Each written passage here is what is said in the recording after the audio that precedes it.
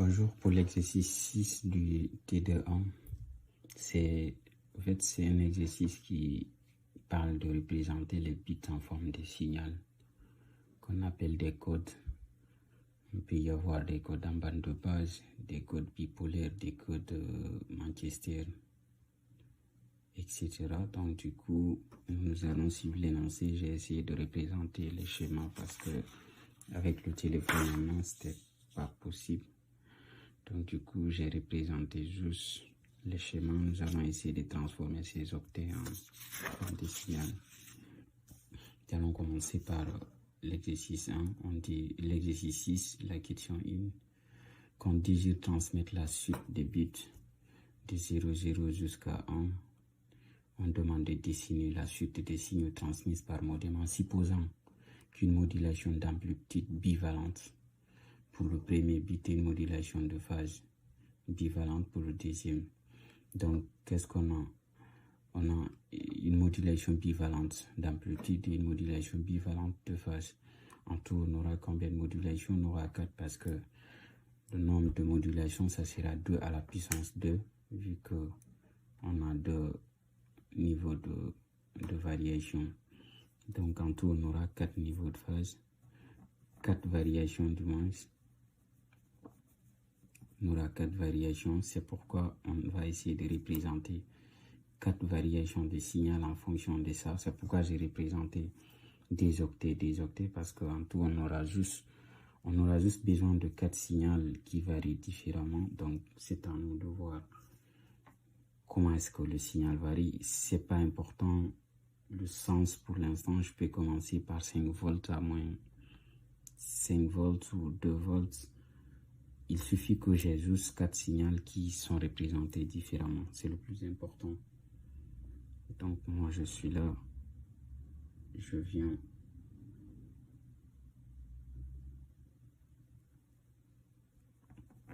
ici de plus moins 2 volts. Ici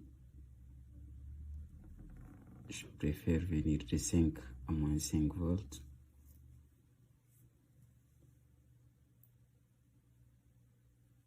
Ici, je peux commencer de 0, c'est pas interdit. De moins 5 volts.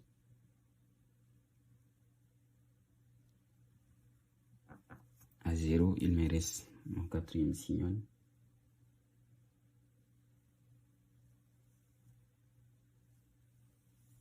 Tu peux quitter de 2 à moins 5 volts. Il suffit que j'ai 4 signaux différents. Donc, peu importe l'ordre et autres. On nous demande la question de dessiner le diagramme spatial du modèle, vu qu'on a 2 niveaux de phase. Je les représente comme ça, d'amplitude et des niveaux de phase. Comme ça, c'est tout. On nous donne la suite de ces bits, 1 jusqu'à 1 à la fin. On nous demande de représenter les signaux de transmission en code de Manchester. De Manchester, sachant que si on a M1, qu'est-ce qu'on fait? On a un from montant. Je vais noter F, M, from montant, c'est-à-dire c'est le borne V- vers V+. Donc de toute façon, on essaiera de passer par au milieu de chaque intervalle. En fait. Chaque signal passera au milieu de chaque intervalle. C'est le syntaxe ou des représentations en biphasé en fait. Il faut que le signal passe par le milieu de l'intervalle de chaque octet. Donc ce qui signifie, si on a 1, le signal il monte. Si on a 0, le signal il descend. Donc c'est de V+ vers V-. Donc on va commencer, on a 1, c'est de V- vers V+. Donc toujours on a 1, donc il faut que le signal monte. Qu'est-ce que je fais? Je descends ici pour que je monte. J'ai 0 ici, qu'est-ce que je fais? il faut que je descende. Donc, c'est de V plus vers V moins. Ce que je fais, je continue jusqu'au milieu, je descends.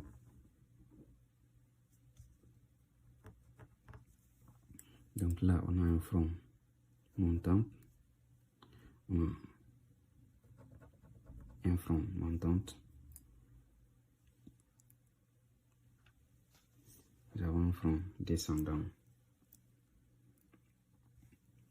Donc du coup, ici, nous devons monter. Donc ici, au milieu, nous montons. Nous avons un front descendant 0. Au milieu, nous descendons. Donc 0, nous essayons de monter d'abord ici pour qu'on ait un front descendant. Donc c'est pareil. Nous montons pour que nous ayons un front descendant. Montons pour que nous ayons un front descendant. Donc ici, nous avons un front montant.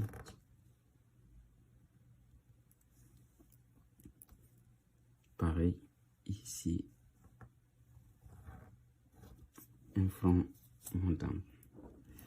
Ici, l'objectif, c'est quoi? Il faut viser le milieu de chaque intervalle. Si c'est le 1, tu essaies de voir à droite, est-ce que le front, il est montant? 1, il est montant, oui. 0, ici, il est descendante. 1, il est montant. Il faut revoir juste le côté droit, à côté de la fin de chaque intervalle, au fait. Il ne faut pas regarder ici, pas ici. Donc, c'est ça. Nous allons attaquer directement le Manchester. Ça, c'était le Manchester. Si c'est 1, nous avons un front montant. Et 0, c'est un front descendant. Le code Manchester différent. Ciel, c'est, je dirais pas c'est l'opposé du Manchester, mais le concept, c'est quoi? Si on a 1, on essaye de conserver. Conserver quoi? C'est-à-dire le front précédent. Si le front il est montant, on essaie de le conserver. S'il est descendant, on le conserve. Mais si on a 0, il y a une variation directement. Si on a un front montant, on essaie de descendre. Il y a une variation. Donc du coup, c'est le concept à retenir et savoir le changement de chaque intervalle se fait au milieu de l'intervalle. Donc, vu qu'on a on a le choix de commencer par un front montant ou descendant. Ça, c'est vraiment totalement, c'est à nous de décider. Et je vois dans d'autres exercices aussi que il y a d'autres qui font conserver. Quand on a un 0, on conserve le front précédent. Si on a un, on change. Là aussi, ça dépend de vous. Et moi, je choisis quoi? Un commun front que je conserverai le précédent et 0, j'essaie de varier mon front. Donc du coup, vu que j'ai un, j'ai totalement, vraiment, j'ai le choix. Je fais un front montant, c'est le mot. Donc vous pouvez commencer par un front descendant, un front montant. Au milieu ici, à la fin de l'intervalle, j'ai un front montant. Donc du coup, j'ai un 1. Donc forcément, je fais quoi? Je conserve. Je mets les flèches pour vous montrer. Comme j'ai un, je conserve ce front montant. Donc du coup, je recommence. L'astuce pour un front montant, tu commences juste de moins vers plus. C'est facile. Mais au milieu. Donc j'ai un front montant. Mais j'ai un 0. J'ai un front descendant. Les fronts descendants, tu cotes de plus vers moins. Donc je viens au milieu, je descends. Ici, j'ai un front descendant. Je fais comme ça la flèche. C'est l'opposé de celui-là. Donc j'ai un 1, je conserve. Je quitte de plus, donc je monte au début de l'intervalle pour avoir l'accès de descendre au fait. Je descends ici, j'ai un 0, il faut que je monte. Je monte à partir d'ici pour avoir ce front. Donc j'ai un 0, ici j'ai un 0, c'est l'opposé au fait. J'aurai un front descendant pour avoir ça, l'opposé de celui-là. J'ai un 0, c'est l'opposé de celui-là. C'est un peu de galère à tracer. En plus, mon schéma n'est pas aussi top comme ça, mais l'objectif, c'est juste de comprendre. Ici, j'ai un 0, je monte, c'est l'opposé de celui-là. Ici, j'ai un 0, il faut que j'ai un opposé de celui-là, donc je descends. J'ai ce front descendant. J'ai un 1, je conserve.